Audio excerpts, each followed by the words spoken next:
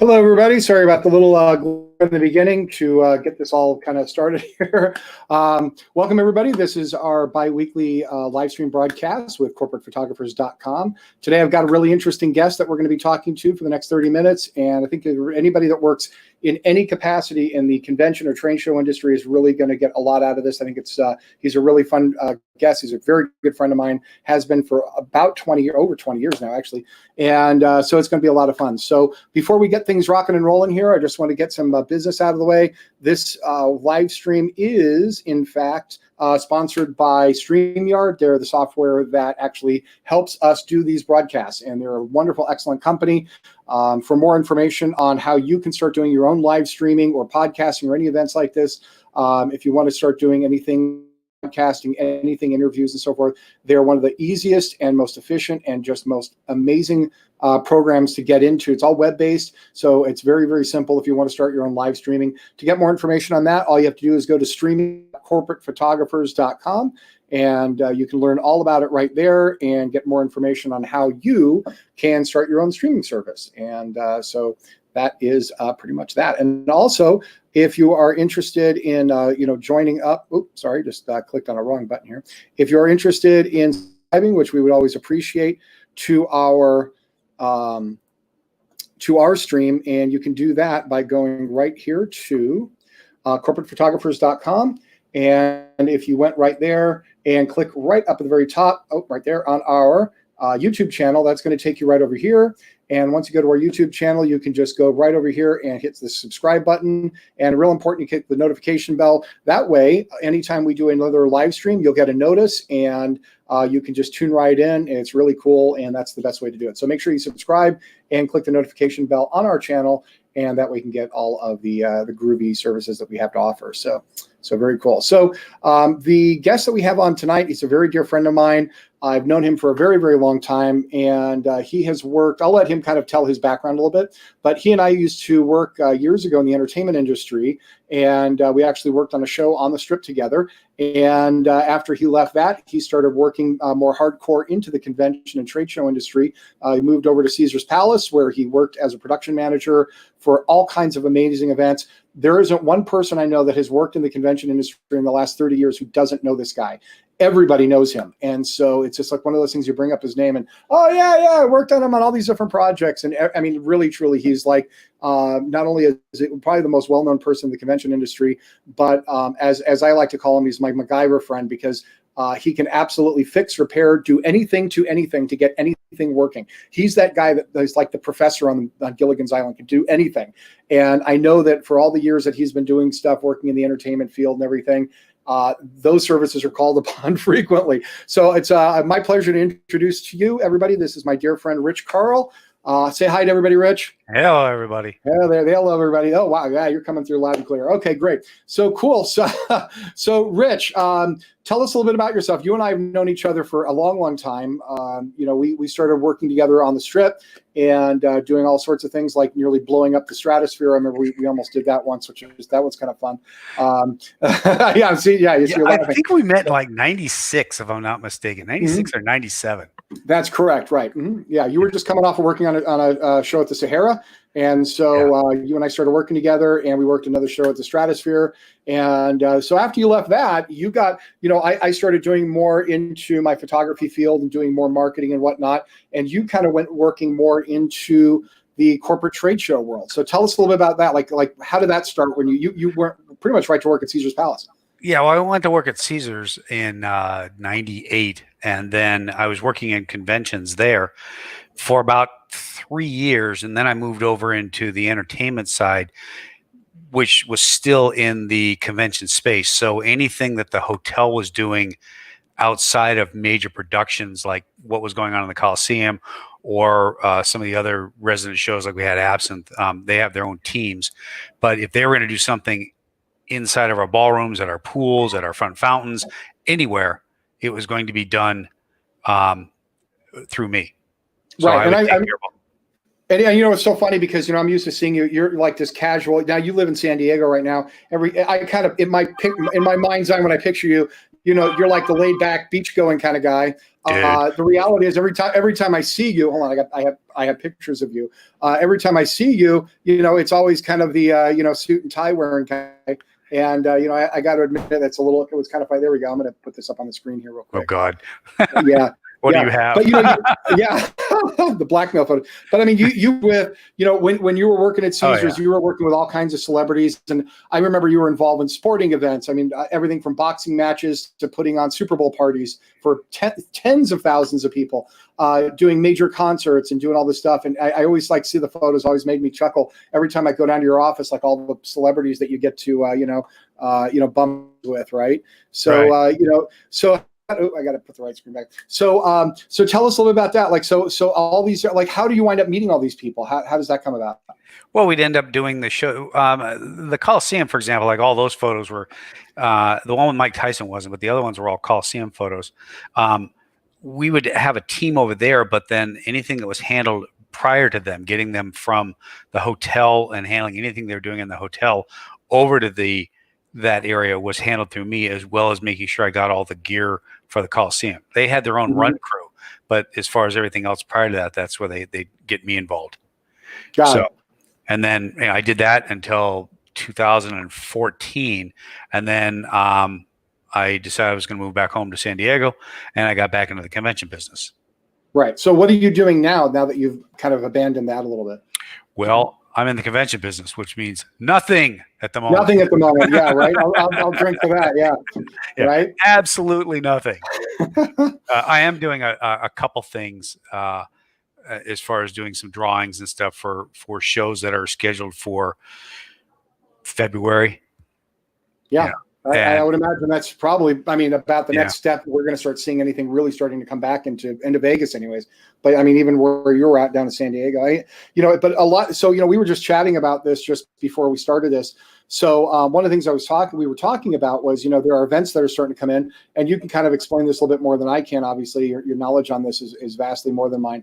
But, as we start to see conventions and trade shows and things starting to come back into Vegas, one of the things that we're going to start noticing is the costs are going to have to be reflectively different, because for example, if I'm doing an event for 500 people and I need a big ballroom, which would normally seat 500 people, I was saying, when I was talking to you before, I said, what's going to happen now is we're going to need a room that's like double the size to accommodate this for social distancing and all this, which means the costs are going to go way up. You were even commenting, you said, it's not going to be double, it's going to be more like triple, because by the time you factor in. Yeah. As a matter of fact, I have a drawing opened up. I don't know if I can share it with you, but I have a drawing of what their concept is. I don't know if you can share that or not, unless you're holding it up for the camera. Let me see here. Let me try share screen. Okay. And I'm going to share this one right here. Oh yeah. Okay. Actually, yeah, you can do it. Holy cow. Okay. That's great. I'm going to put this on my broad right here. That is a drawing that they asked me to do with one seat every 6 feet. There's a stage, there's projection up in the front, and that big truss along the back. That's 334 seats in a room that, if that was theater, that would easily be well over 1,200. Wow. Holy mackerel. And if that was if it was classroom where there were 2 people per 6 foot, it'd probably be 460. But with that craziness right there, it's 334. That's amazing. And so what's going to happen is that as people are starting to book events, the hotels are going to have to make a decision, because normally if they said, well, we need this much space, they're going to charge you obviously a substantially larger amount for the room. But now they're going to be hungry for the space. And so, it's going to be interesting to see how they adjust billing for these kind of things. It's going to be weirder than that, Adam, because, so now we've got them all corralled into a place where everybody's all safe. Okay, right. Great. So that's one step. How are you going to feed them? Right. Unless you have servers there. Yeah, you give a little box lunch or a little table in front of them. We don't. Right. They asked me to do this drawing, and I'm like, we don't even know what our seating is going to be. We have no idea. We don't know, and it's based on the state, and the state is changing their mind every 3 days. So we don't know. Well, yeah, and that's a good point. When we shoot these events, a lot of times we go in and, they'll break for lunch. They'll take everybody out. They'll put them into another room where they'll have 10 or 12, they'll have round tables with 10 or 12 seats around them. And everybody gets up, and it's usually typically buffet style. So everybody goes up, they have a whole bunch of tables set up, and, you get your silverware, and you go scoop your, food out of the trays, and, you get your pasta and your meat dish and your chicken and your veggies. And then you go get your soup and your drinks at another station, your desserts at another station. And then you go and you sit down. Right. And that's typically how these are. So now they're going to have to start coming up with solutions. All this, the new thing that they're doing now that they're talking about in the buffets in Vegas is they're now talking about going more into like a cafeteria style. So the buffets may stay the same, but there will be now a server there that is actually, you point to whatever you want and they scoop it in for you. That's kind of where we're looking at now, because for people to be able to handle food serving things with the whole COVID deal, that's going to be problematic. They should give everybody a set of tongs. Here's your tongs for the day. You go around and take everything, and then at the end you incinerate them. Yeah, right. Yeah. Disposable tongs. but these are logistical things that we're going to have to start thinking about moving. Right.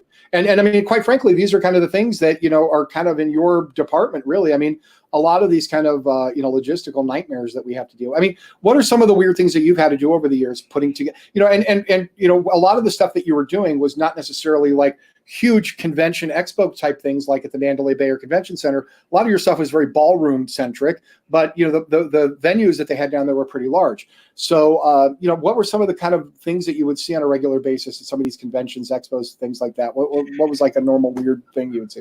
Well, now in conventions and expos, what I do is I actually work on the on trade shows. So, and what I'm doing for them now, other than doing drawings and stuff like that, is I handle the power for them.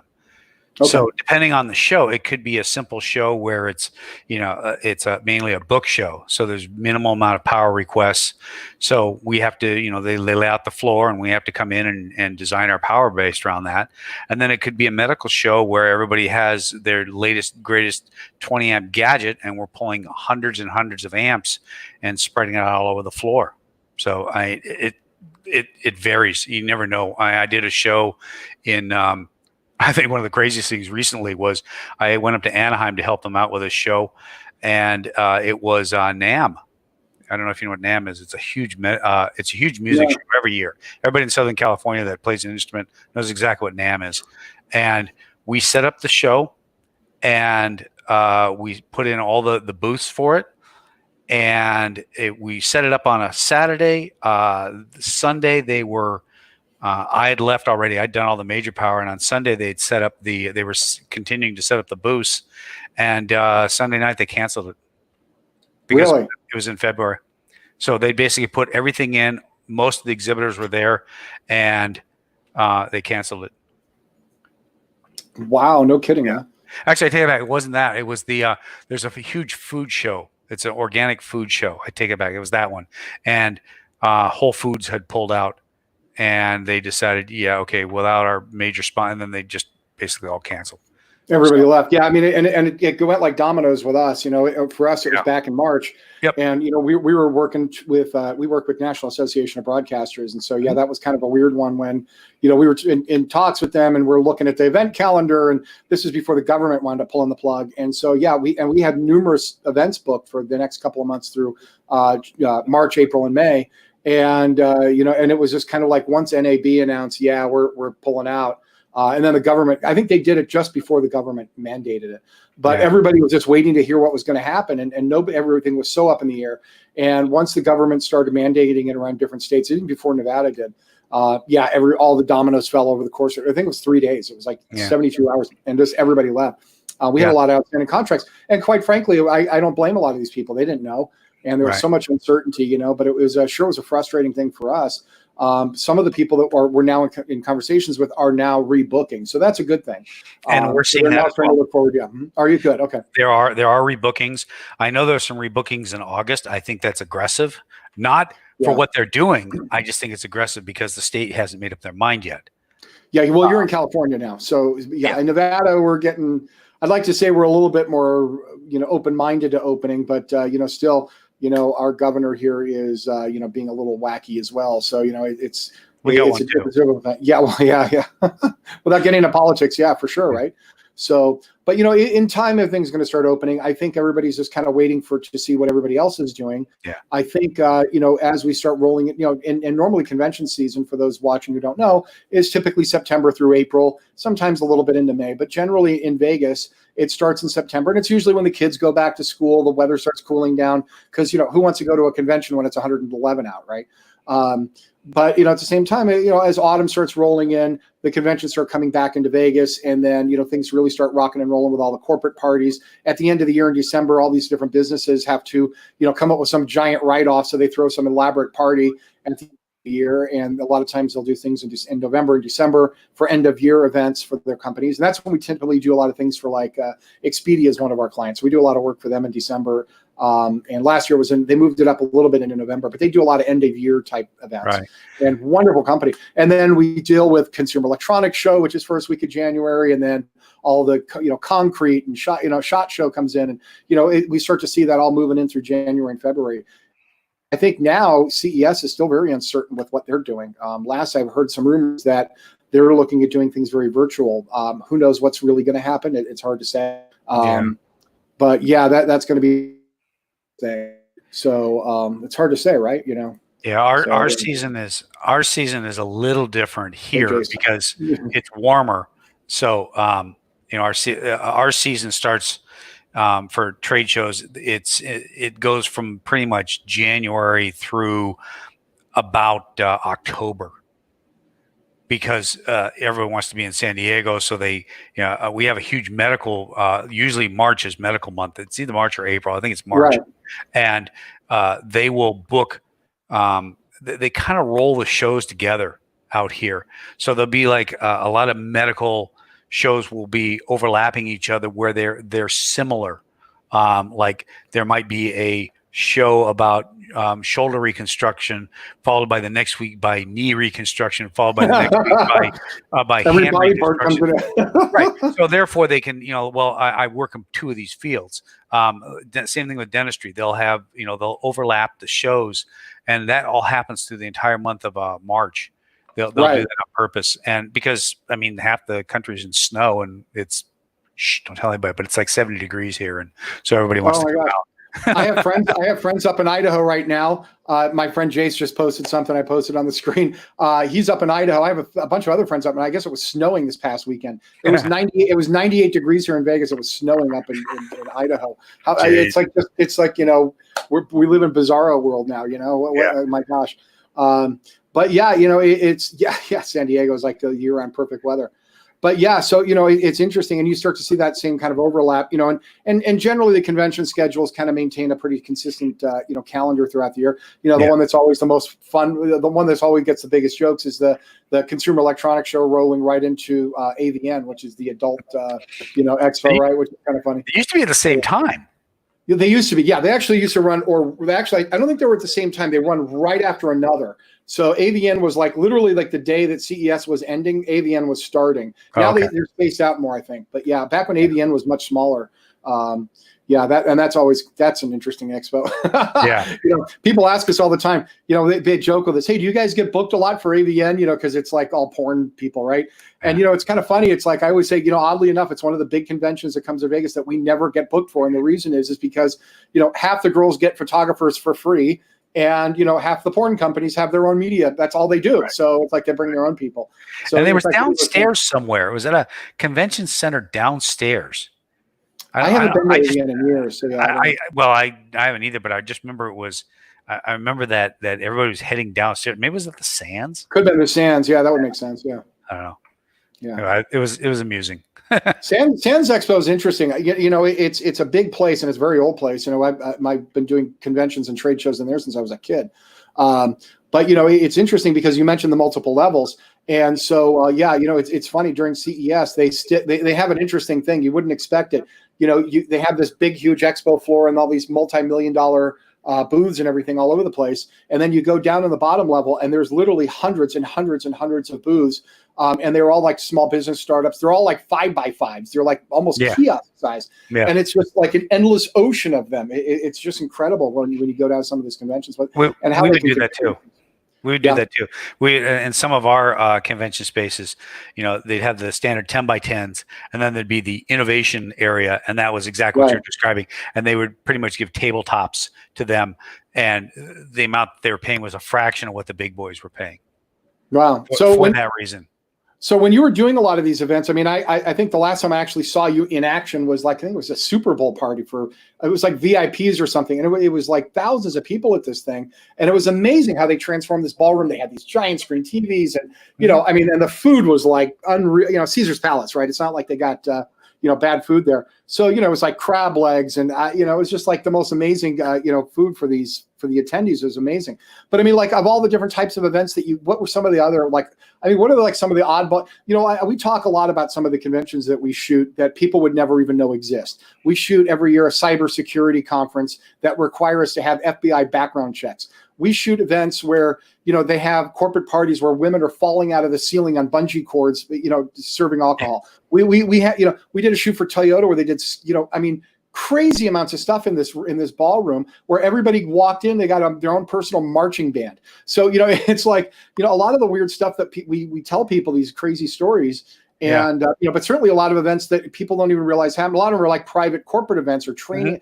We did a shoot once for a company called Hanger, which is, I never heard of them before getting booked with them, but they're one of the top prosthetic, you mentioned medical, they're one of the top prosthetic companies in the world. And they're like the Rolls Royce of prosthetic limbs. And the technology we saw at this thing was absolutely mind blowing. I mean, it was $6 million man stuff, they would attach an artificial arm or a leg to somebody. And there's a lot of software that goes into this that works with the individual to work with their movements or their walking style and different amazing stuff. And this was amazing was the way that they would update the software. The firmware updates were done through an app in your phone. So you basically Bluetooth your phone to your leg and it would update the software for you. It was absolutely unbelievable. So, a lot of the weird things that we see are just absolutely incredible. People often think of like corporate photographers as being kind of a boring topic, but it's really quite the opposite. What are some of the things that you've seen, the hundreds of events you've done over the years? What are some of the more interesting things that you've seen over the years? Probably the crazier ones are the medical ones. Because there are shows, like there's a show that happens every year for working on replacement of shoulders. And there's, I would say, 6 different companies that make shoulder parts. So what they would, and you need to be certified in order to put these in. And so what they would have is the doctors would come in and they would have cadaver arms. They would literally be, cut from right here. They'd have this off. It'd be on a little stand, and there'd be a cadaver arm there, and they would literally be sawing into it, cutting the bones off, and installing this ball and socket from a particular manufacturer. And there's about 6 of them. So depending on which ones you want to get certified in, and they all do something a little bit different, then they would literally be in there, and the floor would be all full of plastic, and there'd be bones flying everywhere and all kinds of stuff. Wow. And I've seen one where they worked on ankles and wrists. They actually have all the parts that go inside to replace a wrist, and especially ankles. Wow. A lot of football players have metallic parts or plastic parts inside of their ankles after they've destroyed them. And I was watching one of those, and they had a small cadaver lab on that one. But they had all the parts there, and I went over and I was watching them, and they were showing me all the little pieces and parts. So probably the gnarliest ones are the dental shows, like implants. Oh, yeah, sure. I can recall a guy I was walking by just checking to make sure everything was working fine. And there's a video in the back over his shoulder of an open mouth with them drilling, and I don't know what they're doing. They get ready to install an implant, and this guy's eating a cheeseburger. It's lunchtime. He's just macking on a cheeseburger. And I'm looking over his shoulder. I'm like, do you know what's back there? I'm like, oh, God. But yeah, they'd have all kinds of crazy stuff. All like just on a dental implant show, they'd have all the different kinds of parts that are embedded into your jaw. And then there's all the procedures, and then there's all the tools. There's one guy there that sells tools, and he has probably 18 feet of tabletop of Actually, I think that's at one of the other shows where they work with bones. It's like Little Shop of Horrors. There's saws and spoons and hammers and chisels and just you name it. There's all the stainless steel All these crazy specialty stuff things. out there, Yeah. and they're all weirdly shaped. And you're thinking, who said, I need something that does this, and they made the tool. Wow. So we would those are some of the more interesting shows. The weirder ones, like in Vegas, the Gentlemen's Club Expo, that was pretty interesting. I've actually been to that, yeah, oddly enough, but yeah. Yeah. And for people thinking what that is, it's actually a show for everything that goes into a strip club. We're talking brass poles, music, lights, but staging equipment and lighting. Yeah, you're right. Yeah, deep fat fryers, the artwork that goes on the walls in your bathroom. The trays that the cocktail waitresses walk. I mean, it's like a supply. Yeah. Well, yeah, you see, and this is what's interesting is, again, people don't realize all of the different types of industry trade shows there are for every little component of every walk. We shoot for an event every year that only it is a toy convention only for toys that go in convenience stores, supermarkets, Walgreens, So it's kind of like we joke. It's like all the toys that all the kids never really want. Toys. Right. Truly, right. But there's a whole giant expo for that. And it's fascinating because it's like, there may be, like, we see Frisbee or, there'll be a couple companies there that we recognize, but like 90% of the attendees you've never heard of. You don't really see a lot. Like Mattel is not there. It's just kind of an odd thing. So yeah, there's a lot of there's a lot of specialty shows that come in and out of convention cities all around the world, but Vegas in particular, because we're kind of the entertainment capital or the convention capital. But yeah, it's fascinating. All these weird little everything from software training events to we shoot a event every year that is for accessories for the cell phone industry. So it's everything from cases to screen protectors and all kinds of variety of different things. Even down to marketing materials for franchise cell phone stores and whatnot, right? So it's kind of an interesting thing. All these weird little quirky shows that we see, and they're all pretty interesting in their own right. Vegas also has two big shows every year. One was Black Hat and one's DEF CON. Oh, DEF CON, yeah, yeah, they're right next to each other, yeah. Yeah, and one of them is the corporate world of, look, we're going to try and test your gear to make sure that people can't get into it. And the other one is just a bunch of hackers that, and every year we'd have our staff meeting saying, okay, DEF CON's coming. So everybody literally turn your cell phones off. Do not use your cell phone when you're in the convention area because they will steal it. And I can recall on the wall, they would have a screen running and it was their wall of shame of everybody that they managed to break into. Wow. They'd find your cell phone and they'd get into it because you left it on, and they would literally post the names of the people and all the stuff that was on the cell phone. Wow. We shoot an event. It was a cybersecurity conference. This was a really weird one and I mentioned this on other broadcasts too, but I talk about it a lot because it was so interesting. We had to go through a thorough background check. And so, you walk in, this was at the Aria. And so you walk in, they had metal detector when going in. So everybody had to go through a metal detector and get wanded. And then, not all of them, but almost all of the ballrooms, depending on what the topic was that they were talking about, everybody had to check in their cell phones. So no cell phones allowed. So they had like a whole big rack that everybody put their cell phones on. So instead of like a coat check person, they had a cell check person. And so, the topics they were talking about was like how they get your stuff, and the keynote speakers were all like, the deputy director of the FBI. And I mean, like really heavy hitters, Yeah. And they would talk about everything from, how, and we're sitting here taking pictures. I'm still not exactly sure what they were using them for. A lot of times we take photos of events. We don't have any idea what they're using the photos for. Right. And so this was one of those. And, it was like, but yeah, they're talking about how people hack into your material and then it winds up on the dark web. And then, if you wonder how everybody kind of assumes that, when you get your checking account hacked, it's because you went to somebody used a swiper at your gas station. A lot of times this is because they hacked into the computer system at Target, right? And you bought something there 3 months ago, your credit card's somehow stored in there. They get that information, they post it on the dark web, and then somebody else looks and says, well, who hacked the Target system? Oh, I did. So they go, oh, well, can I get that data? And then they look and see what kind of merchant system Target's using. They find other companies that are using the same one. It allows them to go hack into that. And then they use your credit card information to go steal stuff from somebody else. That's how a lot of it happens. It's very weird. You're talking about the cell phone check. There are a lot of after parties after concerts and things like that. Oh, yeah. Where the guy at the front door, it was like, give me your cell phone. Oh, I need it. Nope, you're not getting in. And the cell phone would go in a little box. So there are no cell phones in there, so that, we have a client, which I am not going to name. I will not name them, but we have a client, and we've been working with these guys for years. I'll just say that they're very well known in this town, and they do a top sales convention for about 500-600 people. No expenses spared. I mean, these guys will spend millions on a party for a couple hundred people.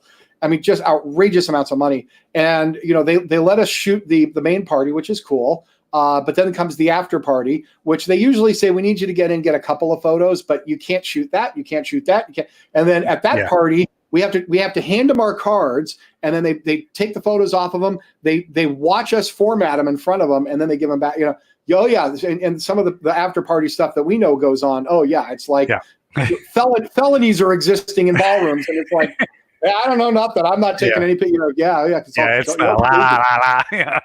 Yeah, I know nothing. Yeah, and and a lot of that does happen at these things. And you a lot of times think of these nice, big Fortune 500 companies that work in certain industries that you think are very trustworthy, and then they're doing like these Wolf of Wall Street type parties, and it's just like, oh my god, well, it's totally crazy. A lot of the celebrities that I've run into along the way, and what I've heard from other people as well, that they their lifestyle and what they have to do to their rooms to prep them before the artists show up and stuff like that is pretty over the top. Like, give me an example. We would have to in some cases all the limos would have blackout. So what they would do is, at the airport, they would put a pipe and drape around the limo, so the person could come down, get into the limo, and then they would lift it up, they'd drive out, and then when they'd get to their hotel, whichever they were staying at, they would have another pipe and drape there, and they'd lift it up, and they'd let the limo drive in. Well, because they don't want to see who they're with. Yeah. Oh, God. Because the celebrities don't care if somebody takes it, but it's who they're with. Okay. It's who they're with. Yeah. Interesting. So that was some weird stuff, and that's not an uncommon thing. It's not uncommon. There's a lot of celebrities, and it's usually not your resident ones. It's the one-offs that come into town, and they just don't want the paparazzi. So they literally they fly in and out at night, so that you can't see what's going on.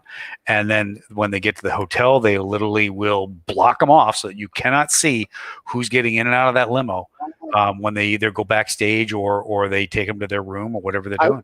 I was at a camera store here in Vegas a couple years ago, and I was going to get something, and I parked my car. I'm walking in, and there's a limo parked right out front, and doors open up, and it was like I thought it was a prom. I swear to you, I thought it was a bunch of prom kids, because it was like 3 girls jump out, and they're all wearing prom dresses, but they look like, the best way I can explain it was, they look like prom dresses that they have been wearing for 3 days because they've been partying for 3 days. And so these girls get out of the limo, and I'm like, all right, whatever, rock on, dude. And so the guy that gets out right behind the 3 girls was, and I'm not going to name him in this video, was an A-list celebrity. And he gets out, and I'm like, okay. And I mean, I'm telling you, the girls were less than half his age.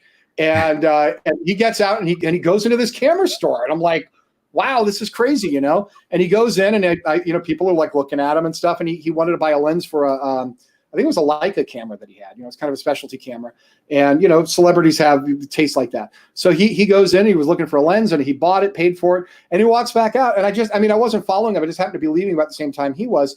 And there's the girls, and they're like standing out by this limo, and they're just like, oh, hey. And then he comes back in, and they get in the limo, off they go. I'm like, all right, man. Yeah. It's kind of amazing nobody was snapping photos of that. I had one time I was picking up one of our artists, and taking him over to the show. And I asked him how he's doing. He says, "Well, my feet hurt." And it was a country artist. Mhm. And I said, "Why do your feet hurt?" He says, "Well, you know that thing down on the strip that has that big silver ceiling? Oh, yeah, they call it the Cloud. Yeah, you walk down there." And he said, "Yeah, in those." Wait, what are you talking about? He's talking about the God, I can't remember what it's called now. What's the big silver cloud that's down there on the strip? It's the mall fashion show. Oh, that. Oh, yeah, that big weird, yes, flying saucer thing. Okay, So yeah. he points to that, and I look at this, and I said, "And you walk down there in those?" And of course, he looked at me like I had 3 heads. Like, what else would I walk in? All right, that's a good mile. Yeah, that's a good mile walk. And he said, "Well, yeah." And I said, "Look, we have limo service." I gave him my card again. I wrote the limo number on the back. And I said, "Look, wherever you go tomorrow," because he's with his wife, it's wherever you guys go, just if you get there and you decide you got a bunch of stuff, just call the number on the back, tell them who you are. They will bring a limo over to wherever you say you are, and then you can ride back. But walk wherever you want. And then I called our limo service because they handle it for all the properties, and said, "Look, this guy might be calling you tomorrow, and just go get him wherever he is." They're like, "Oh, okay." And he did. That time he was over at the Miracle Mile shops. Okay. Shopping. Yeah. Really? So he was over there and he was shopping with his wife, and they decided, let's try out the whole limo service thing. And they happen to be based out of that area. So they just zipped right over there, picked him up, took him back home with all the goodies in the back, and life was good. But yeah, weird stuff like that. And you and I have worked with a lot of similar, we have a lot of commonality in some of the celebrities where I've worked with Jerry Seinfeld a couple of times, and I know you have. So, and it's interesting how, different celebrities respond to certain types of media differently. So, like, for example, we did an event for Toyota last year where Jerry was the hired entertainment. So imagine a corporate party for a couple of hundred people and they bring in Jerry Seinfeld. But when you're Toyota, you can afford it, right? So one of the things that was interesting was the opening act for Jerry was Kevin Costner, who I didn't know at the time has a country band. And so they brought Kevin Costner in. And I was surprised they're actually quite good. I'm not a big country music fan, but they were good. And so, so the thing that was interesting was they give me my shot list and, the whole thing. And they make it very clear that, yeah, you can shoot Kevin, no problem. Seinfeld, camera goes down. It's like, okay. And a lot of it has to do with their agent. And, they have different contract negotiations on when they can be photographed and when they can't. And then I've shot some corporate events with Jerry, and yeah, shoot all you want. So it's just interesting how everything gets negotiated out differently, even though it's the same person. And a lot of the times we work with celebrities, they just don't care. Sometimes they do. And it's not really that the celebrity is snobby. It's just how the contracts are dealt with. Sometimes it's contracts. Sometimes it's the nature of the show. And they if the cameras are rolling, then they have to watch what they're saying or doing and stuff like that. And sometimes, on these little private events, they get a little carried away. So they really don't want cameras there for that reason. But now with the cell phones, a lot of that's, just. Well, a lot of times they don't care if part of the issue is it's kind of like concerts, right? Whenever we shoot a concert, the common thing for photographers is you get the first 3 songs. You're allowed to be up in the pit. You get your first 3 songs, then you got to get out of there. And, a lot of it is, so you don't disturb the whole event and stuff. But a lot of times it's when we're doing these things is, they don't mind having your cell phone out there because the reality is, and these cameras have gotten really good over the years. I mean, the new really iPhone, I'm using an LG phone, and all these cameras are incredible. But at the end of the day, when you got purple lighting and lasers, and these things are pretty much lousy.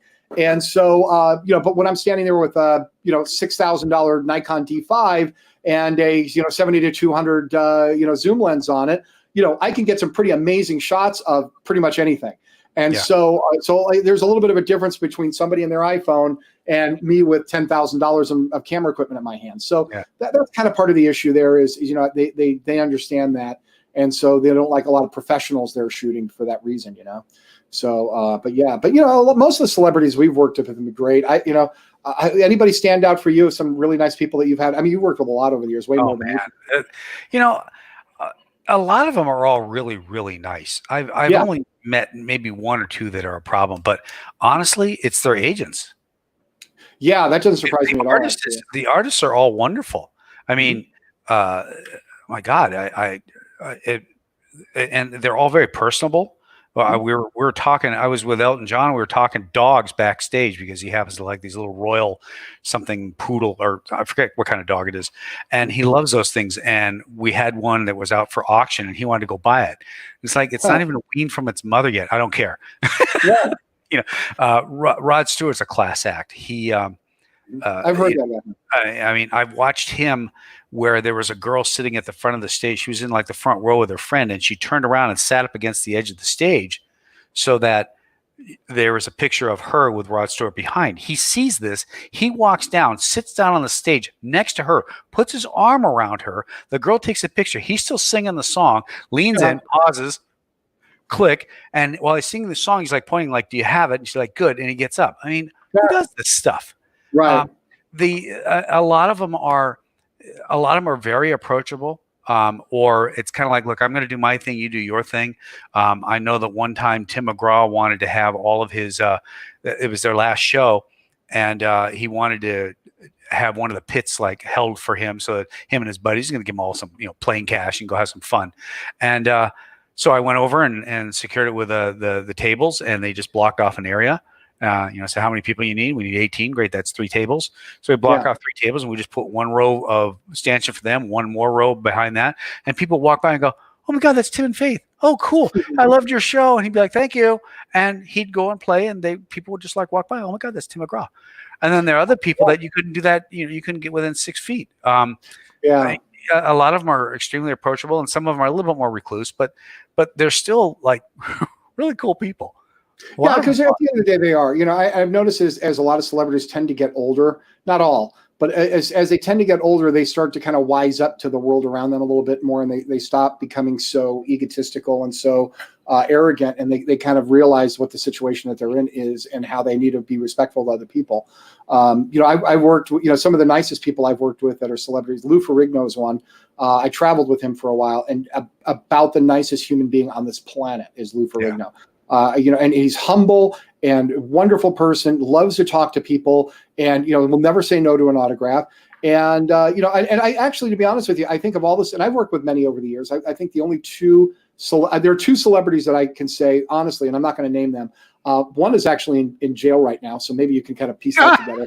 But of the 2 of them, despicable people. And, absolutely horrible people. And one of which is usually I tell people is a surprise, but the other one, not so much.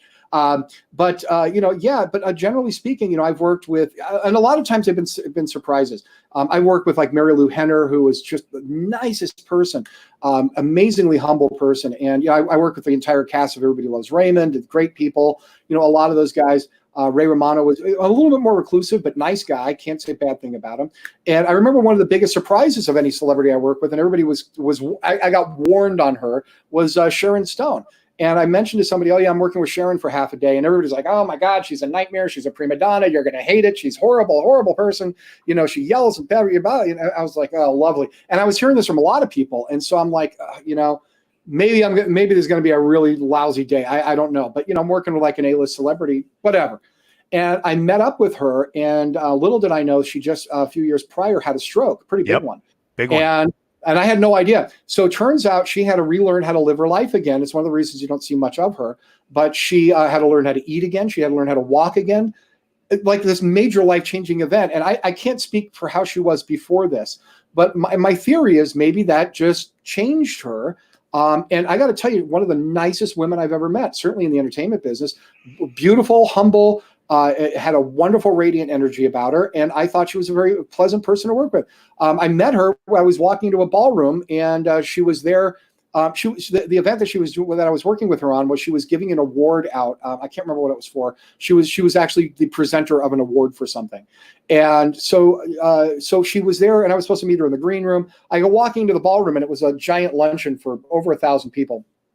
And I go walking into the room, and I knew I had to go wander, find the green room or wherever it was. And I see her, and she's in the corner with all of the food servers taking selfies with them. And I'm like, wow, that's something I would not have expected, And right in that moment, I knew, like, all of these stories I've been hearing, complete nonsense. And, that was kind of an interesting thing, was learning that about her. Wonderful person. And the entire day I worked with her, and just a wonderful experience. And it was interesting learning her story and what she had gone through. And she's kind of rebuilding her life. Yeah. And all things considered, she had an amazing, miraculous recovery. But I thought she was a wonderful person. So, there's always these weird, I think everybody's always looking for the gotcha story, and there are really not that many of them, at least not my experience. Most of the people I work with are pretty nice. Yeah, we had in San Diego every year, except for this year, Comic-Con. Yeah. And Oh, yeah. Oh, Comic-Con. Right. When's Comic-Con usually? it It's usually like is in July. July. Okay. I knew it was Usually in spring. July or June. It depends. Yeah. It depends on the Padres season. And one year we had to move it because the All-Stars were down here, the All-Star baseball game. But there's the convention center, and then on either side are two hotels, and those are heavily utilized for the Comic-Con. Okay. And one of the hotels has a lot of the interviews in it. They have all of them have panels in there. So there's the convention center has the main panels, and then some of the other hotels have smaller panel discussions. But at one of the hotels, what they also do is they have the interviews. So your Entertainment Tonights, your ABCs, NBCs, CBSs, Foxes, all of those that have their entertainment people there. So whenever these people come over, they do their panel for an upcoming movie typically. Then what they'll do is they'll bring them over to that hotel, and scattered throughout the entire hotel is the interview room for ABC, and then CBS, and then Entertainment Tonight, Right. and then Fox, and blah, blah, blah, blah. And they literally just take them from one spot to the next, to the next, to the next, as they go around and do that. So, they drive home to every single, server and anybody that's in the back hallways that, don't talk to them, don't address them. Well, what do you do when they walk over to you and say, "Hey, how you doing?" And a lot of them are like that. They're like, "Hey, we're just, we understand that we're here because you appreciate us, and we appreciate you as well." And a lot of the artists that I've worked with are like that. They go out of their way. I can recall trying to get Lionel Richie from his room to the stage, and we're walking the back hallways, and anybody that spotted him, he'd like, "Hi, how you doing, Lionel Richie?" And yeah, we work with Lionel Richie actually. Yeah, he literally would zigzag. I mean, it was impossible to get him there. It's like, well, okay, we left early, so we're going to be okay, because he would stop and take pictures with people and say hi, and and it wasn't just a face. No, he legitimately had a good time saying hi to people. We'd get in the elevators and there'd be other people, and they're like, "What do I do? I'm stuck in an elevator with Lionel Richie." It's like, you're stuck in an elevator with Lionel Richie, and he doesn't care. He's happy. It's like, "Hey, hi, nice to meet you." So he's pretty fun, and we run into a lot of people like that. I can recall at Comic-Con seeing artists that would be dropped off for their interview, and they had a spot. They put a fence up on the other side of the drive. And people knew that's, Comic-Con's the same thing every year. So they kind of knew where these people were going. And the artists would walk over and shake hands with people and do some photos and stuff like that. And then they'd go in and say, "Thank you, everybody." They were nice enough to walk across the street, say hi to a few people, and say, "I got to go." And then they'd go in and do their interviews and stuff like that, because they're on a time crunch. But they're very appreciative for doing that. Mm-hmm. I think a lot of these guys kind of wise up to that. I mentioned this earlier, but I heard stories years ago, and I met him, and I thought he was a very nice guy when I met him. Was William Shatner, and I heard, I can't confirm this. I've just rumors, of course, but I remember hearing years ago about how he was like, really egotistical and arrogant. This is back in like the 70s and whatnot, and he thought he was all this and was always, and hence a lot of the the kind of animosity towards the whole Star Trek issue that he was kind of getting locked into and typecast in. And, he was going through kind of those struggles with that. And then sooner or later he woke up and said, "You know what, maybe I need to embrace this a little bit." And so, and now you meet him and everybody says he's like a super nice guy. So, people change. We all do. And, sometimes for different reasons, we go through different things in our life. And the problem with a lot of things, especially when you're a celebrity, is people tend to have this mind's eye view of what you should be like when they meet you. And so the problem is when they meet you, and maybe that celebrity, for whatever reason, had a bad day. Maybe their wife left them that morning. Maybe it could be any number of things, right? Their agent quit. It could be any number of a wide myriad of problems that are going on in their life. And maybe they're a little short. Maybe they're a little standoffish. And then all of a sudden that one person's like, well, they're just a jerk. Well, we all go through these things, right? We're all human. Yeah. So, we always have to be mindful of that too. And so, it's kind of like, I'm a big fan of the show Top Gear. And one of the things they always say on that show is, never drive your dream car. whatever that car is that you had on the poster on the wall when you were a kid, that Ferrari, that Lamb, never, ever, ever drive that car because it will ruin your entire expectations of what it will be, right? Yeah, I can see that. And there's truth to that. I remember the first time I ever drove a Lamborghini Countach, and I'm sitting in there and I'm like, and I did. I had two posters of cars on my wall when I was growing. I had a Lamborghini and a Ferrari, and I'll never forget getting into that car and I'm thinking, it smells like gasoline. It's impossible to back up. I mean, you literally cannot. They have an instruction manual on how to reverse that car. It is the most bizarre, and it's obviously uncomfortable. And when you're in it, it's amazing, right? But the reality is, the experience of being in it is nowhere near as good as what the actual experience is of looking at it from afar. It looks pretty. Right. That's it. Yeah, that's what it's for. So it's kind of that same thing. A lot of times we put certain celebrities on a pedestal. And, I growing up, I was kind of exposed to a lot of them. My father, I got to do an interview with him one of these days. He was a blackjack dealer at Caesars for 3 decades. And so, I grew up exposed constantly to celebrities. One of my first jobs I ever had was working at Caesars. I don't know if you know this. I was working at the time, it's called the Cafe Roma. It was the coffee shop at Caesars Palace. Yeah. And I was like 15 or 16. And I was a runner for the waiters. I was like so once in a while I'd had to go out onto the restaurant floor, and celebrities were in there all the time eating, right? And I remember there was the first. My dad used to get me autographs all the time, and I remember the first autograph I ever got myself was, it's actually, hold on, I could see it across the way. I can't remember who else on it. But I was sitting there and I saw, and I'm kind of an old soul, so I knew a lot of old celebrities, and I'm seeing across the restaurant, there's Milton Berle, Uncle Milty, right? And I'm like, oh my gosh, I got to go get that autograph. So I didn't have anything for him to do. So I go over and I said, Mr. Berle, I hope I'm not interrupting you. I'm really, really sorry, but can I get your autograph? And I'm like this little kid, he's probably looking at me like, how the hell does this kid even know who I am? So he's like, yeah, absolutely. So I got the autograph on the back of a paper placemat that they use in the restaurant, right? Right. So as he's filling it out, he's sitting there with 2 other guys, and it's killing me because I can't remember the third person. But somebody else says, would you like my autograph too? Oh, yeah, I think it was Ray Walston, I think is who it was. And somebody says, would you like my autograph too? And I look over, and it is, now I just had it in my head, and now I can't think of it. But it was another celebrity from kind of that era, on Father Knows Best, and I can't remember. Anyways, Danny Thomas. Okay. And so he's like, do you want my autograph too? And I'm like, yeah, sure, And so so I have like all these guys' autographs on that. I still have it, that I got on the back of a placemat. So I never gush over celebrities. I've met many of them that I've admired a lot over the years, and I never gush over them. And I just realized they're people like all of us, and they're in the public eye a lot more. And when you deal with them on a professional level, I think they're even more easy to work with generally, because they know as a photographer, as a video, we have a job to do just like they have a job to do.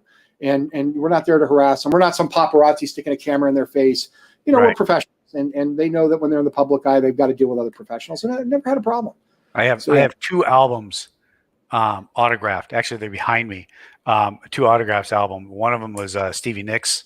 It was Rumors album, and the other one was Elton John's Goodbye Yellow Brick Road. Oh, wow. Holy mackerel. That's a great one, yeah. And the Stevie Nicks one was cool because she was there performing. And she was there for like 3 or 4 days. And I asked if they get it. The guy, the company manager, I asked him if he could get an autograph. He said, sure. So he brought it back to me, and I'm standing by the elevator. We're getting ready to leave. And who walks by is Mick Fleetwood. And I'm like, oh my God, that's Mick Fleetwood. How funny. Can you get this autograph from him? He goes, oh, I think I can. Then he runs down there. So I got it autographed by her, over her name, over her picture, and over by him, by Mick Fleetwood. And then I saw that show was quite interesting because there were a lot of celebrities there. On that one, Gene Simmons and Paul Stanley walked by. Wow, that's great. From Kiss, right? Yeah, those are 2 of the ugliest guys I've ever met. Yeah, they're they put on makeup. But they're nice guys. I met Gene Simmons. Yeah, very nice guy. I met him before. And I don't always. A lot of times I meet celebrities. I intentionally choose to not ask them for an autograph because I don't want to feel like I'm badgering them. But I've got I'm surrounded in my man cave here, and I'm looking around, and it's kind of funny all the ones that I have gotten. I've got Sean Connery here, and David Copperfield, and Harrison Ford. I got like a little shrine to Harrison Ford. I actually have an Indiana Jones hat over here. But I've got like Uma Thurman on the wall next to me. I got her to sign a Kill Bill poster for me. I bumped into her at a trade show, and she was there signing autographs for something. And I can't even remember. I think I ran home. I don't even know how I got the poster. I can't remember where I got it, but I got this poster somewhere, and I went all the way back. I think it was at the Sands Expo, and I got her to sign this poster of mine. She's like, "How did I get that?" And then I got like Mandy Patinkin here. I got I'm going to show you this. I'm going to take this off the wall. This is one of my favorite ones. It's this bizarre little weird. I got this not long before he passed away. Is Bob Hope. That's a Bob Hope autograph. Oh, and wow. One of my favorite things about it is, I'll hold it up to the camera again, is I don't even remember how this came to be, but I was talking with him and I needed to get an autograph, and I'm like looking for something to can write it on, right? And he goes, "I know, I've got this thing here. You want me to sign this?" And I'm going to hold this up. This is, I don't even know why he had this. It looks like a postcard, and I think it was a postcard, but it was of Bob Hope's Palm Springs home. And it's the most bizarre thing. And I'm like, how awesome is that, right? It's like the coolest thing in the world. Right, I got all kinds of weird ones like that, one of my favorite ones my father got me years ago was, he used to deal cards with a lot of celebrities, and he used to deal cards to Richard Pryor all the time. Oh, okay. And every time he did, I'd say, "Dad, you got to get me Richard Pryor's autograph." Yeah, I'll get you next time. So one time he's dealing cards with Richard, and Richard was having a really bad night, was losing. And so he's like, and a lot of times dealers, when they have celebrities that they come in a lot, they build a relationship with these guys, and a lot of these celebrities come in to look for specific dealers. They feel lucky or whatever, or maybe Sure. They feel like they're being treated right. So my father typically only worked on high limit tables, and so he typically saw a lot of celebrities. And so Richard's getting up from the table, and he's having a rough night. And so my dad's like, "I hate to ask you this. It's killing me." He goes, "My son's looking for an autograph from you. He keeps bugging me, and I keep forgetting. Could I trouble you for an autograph?" He's like, "Sure." So the autograph that I have, I've got it. It's framed across the room. I can't go get it. But it said, "Your dad kicked my ass, Richard Pryor." that was like the coolest autograph, Yeah. So, the funny little things, right? I never worked in the casino, but I do have one funny casino story, and I heard it from the horticulture guy. So every year, for Chinese New Year, they bring in, I know you've seen this year, they have all the lanterns up, and they go all out on the decor. And one of the things they do is they put out citrus trees. I think you've seen them. They're all over the place. They'll have citrus trees. So it's a good luck symbol of some sort. Yeah, it is a good luck symbol. And they used to have a lucky fountain. And this was at Caesar's Palace. They had a lucky fountain there. And one night, and the horticulture guy starts at I think he starts at 4:30 in the morning. So he worked from 4:30 in the morning till 1 in the afternoon. That was his shift, because they did a lot of the stuff before everything started. They, watered and cleaned everything and did all the, because there's a lot of plants inside. Oh, yeah. So apparently that night around 9 o'clock, all the casino players show up, all the Asians show up, because it's Chinese New Year. Mm-hmm. And the house is killing them. Absolutely killing them. And they're blaming it on the fact that the lucky fountain isn't working. Really? Well, so they call up the horticulture guy, because it was his responsibility. He said, "Get down here and fix that thing." Yeah, get down here and fix that thing. So he came down. It was just unplugged. So anyway, he plugs it in, and the fountain is working now, and the Asians are now happy. Well, now the luck turns around. And a few hours later, the house is getting their butt handed to them. Wow. And the Asians are all happy. Kidding. And the pit boss called him back up and said, "Get down here and turn that thing off." You're kidding me, really? Oh, my gosh. And he was down there at 2 in the morning, and he unplugged it, and he's like, "Screw it, it's 2. I got to be back here at 4 now." It's like, I might as well just stay. Yep. That's crazy. One of my favorite ones my father told me years ago. I got to do an interview with him. I've been pushing for him to write a book about it, because he's got so many great stories of working there, And one of my favorite ones was, he used to deal with Telly Savalas all the time. And for those of you who don't know, Telly Savalas, when he was on Kojak and all these big movies and stuff, the guy is like a larger than life human being. I mean, he's got this commanding voice, and everybody sees him as like this huge, tough guy. But in real life, he's like a big, gentle giant. He's like the nicest guy. Everybody loves him. And it's completely different than what you see on stage and screen, And so, but he used to play on my dad's table all the time. And sometimes celebrities would play, they'd get a little crowd around him, And so he's sitting there playing blackjack. He wasn't even, I remember from the story, he wasn't even playing like a really high limit game, but he was playing. And so he's playing. And so for whatever reason, he had this superstitious thing where he liked to stack his chips. They'd make towers of chips, right? And he'd have these huge, big stacks of chips right in front of him, this big thing, right? So, he's sitting there and he's playing. And was having a decent night, but we're talking like hundreds of thousands of dollars. He may have had a couple grand in front of him. So he's sitting there playing, and something happened. Cocktail waitress walks by and needed something. So something happens. He leans over and he hits him, and all of these things just go over just completely hit the table, and money is flying all over the place, right? I mean, just off the table, rolling chips everywhere, And so, you got to remember, it's like he's kind of this big, huge, tough guy, and generally speaking, can be very, imposing on people, and not imposing, but very intimidating. And so, even though he wasn't, he kind of gave that persona. So the money is flying all over the place, and he's got all these spectators around the table, and everybody's running around picking up chips. And every single person is like, "Here you go, Mr. Savalas. Here you go. Here you go. Here you go. Oh my God, I got $20 for And it was like not one penny was missing. It was like nobody grabbed a bunch of money and ran. Everybody was grabbing it and putting it in front. Here you go. Here you go. And my father's watching this. He's like, "This is the most ridiculous thing I've ever seen in my life." It's like, yeah. And these are the great old Vegas stories. So Yeah. listen, Rich, we've been on this for an hour. I usually try to limit it to 30 minutes. That didn't work. I know. We could do this for hours, and we're gonna have to do this again. This was an absolute pleasure. It's so much fun talking these old stories, and it's been an absolute pleasure having you on. And thanks so much for taking the time out of your evening, because we got so much to do right now. I got plans. Yeah, your plans are maybe going to the beach, if your governor lets you. So I'm allowed to walk on it. Can't stand. Don't stand. And isn't there a regulation you're allowed to be on the wet sand but not the dry sand, because that makes a difference? You can walk across it. Don't stop. Don't stop. So stupid. Rich, thanks again. It has been an absolute pleasure. Thanks to everybody who's been watching this. And this will, of course, get archived on YouTube, and it'll be on our Facebook channel. So thanks again, everybody who's watching. We hope you had a little bit of fun listening to us kind of chat about some old Vegas stuff and some new Vegas stuff as well as other things about the convention industry. We're going to be doing more of this, and then we're going to have another broadcast on Thursday. As we know, we do these every Tuesday and Thursday.